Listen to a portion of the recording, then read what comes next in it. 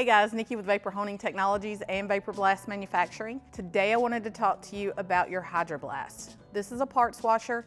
It's going to be great for cleaning up all of that oil and grease and grime. It is heated, so it does help, but it does get dirty. As you can see, there's different things you want to check whenever you're cleaning up this machine. You want to change the water out depending on how dirty it gets. You might want to change it out every couple of weeks. It does have filters under the floor. There are filter socks that can be rinsed out and can be reused and then replaced, of course, whenever you can no longer reuse them. There's also a main strainer that's going to help keep any kind of grease and grime from getting into the pump, but you can also take that off, rinse it out, change out the filter. It's going to help with keeping that clean. Cleanliness, they say, is next to godliness, so make sure you keep your machine clean. You can rinse down the inside. You're going to be able to use an antimicrobial, which will help any odor from developing or any bacteria from building.